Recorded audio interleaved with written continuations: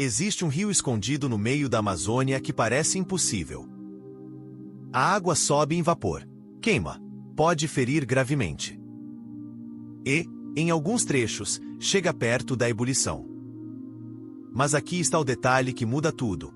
Não existe um vulcão ativo perto dele.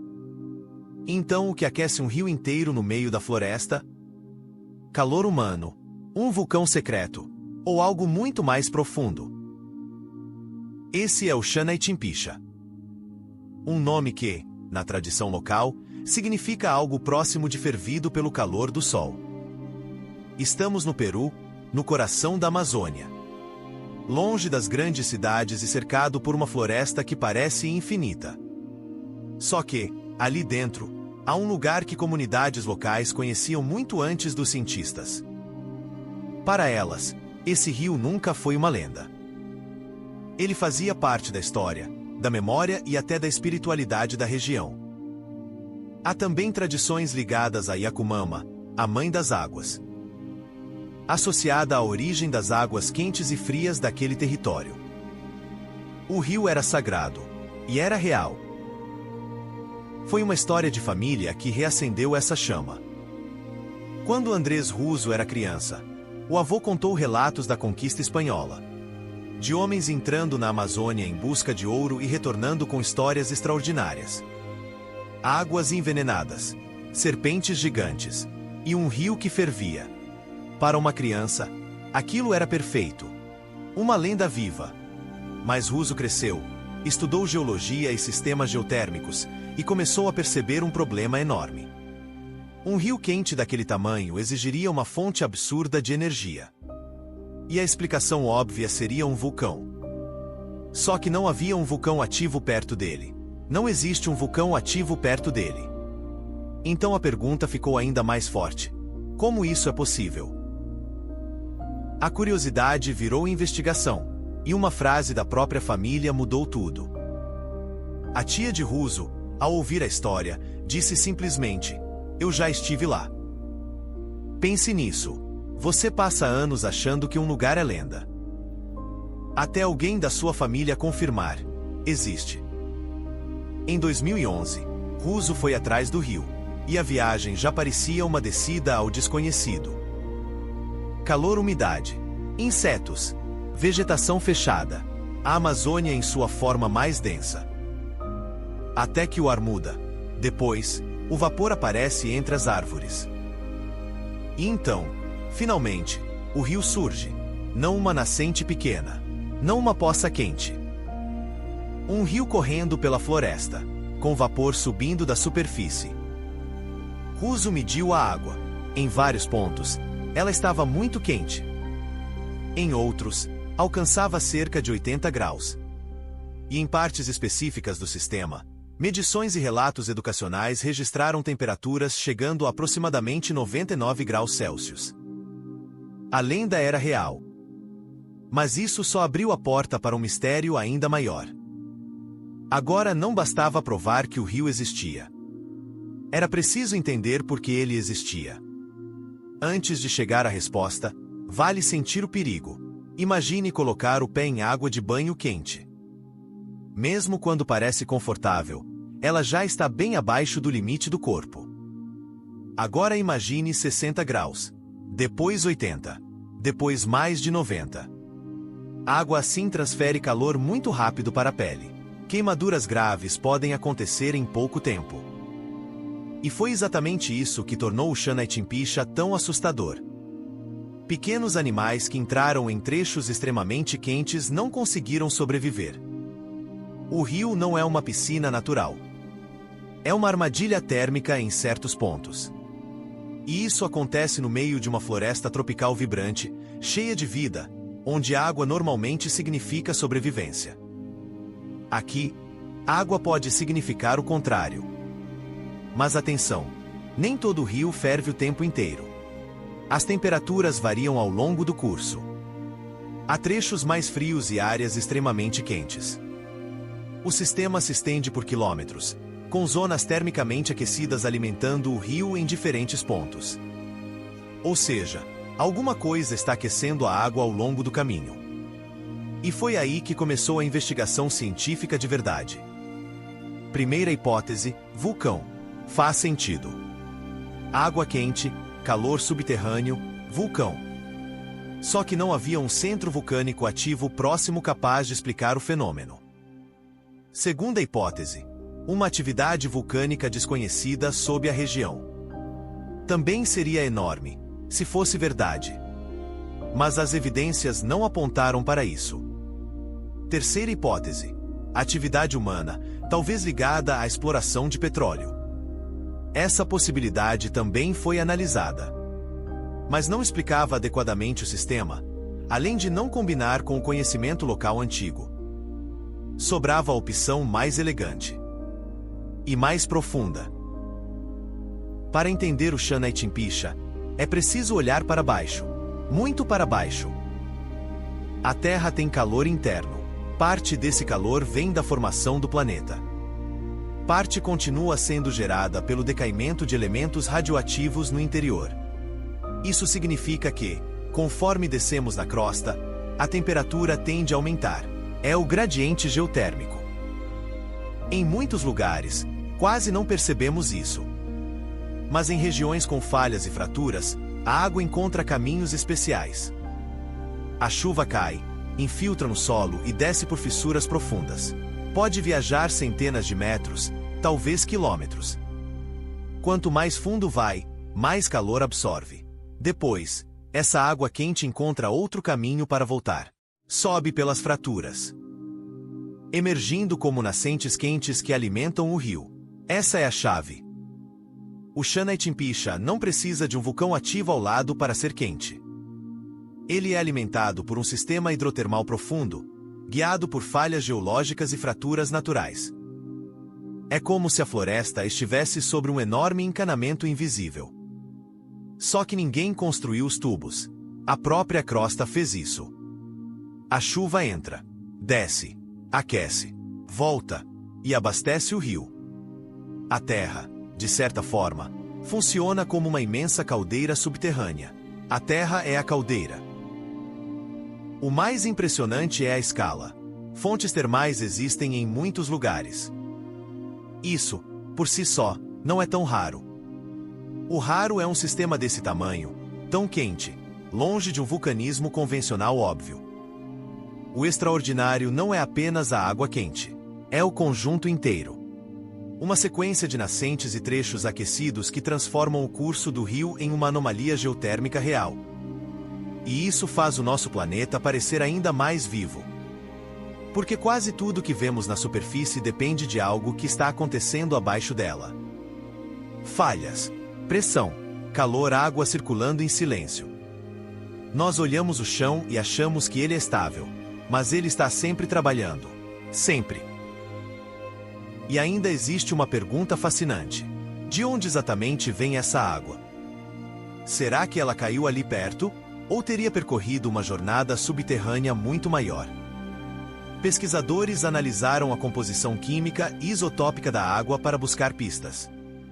A hipótese mais aceita sustenta uma circulação profunda de água meteórica, ou seja, água originalmente vinda da chuva, que penetra, viaja pelo subsolo, aquece e retorna à superfície. É quase como se existisse um segundo sistema de rios sob o primeiro.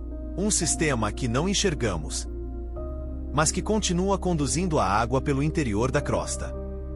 A gota cai, desaparece, viaja, retorna, depois vaporiza, sobe e volta à atmosfera.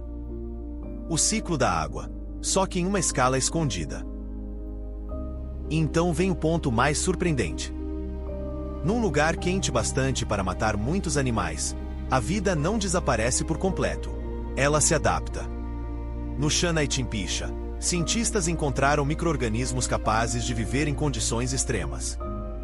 São formas de vida termófilas, organismos que têm afinidade com o calor. Para nós, a água seria perigosa. Para eles, é ambiente. Isso transforma o rio em algo mais do que uma curiosidade geológica. Ele se torna um laboratório natural. Um lugar onde a biologia encontra temperaturas que parecem impossíveis.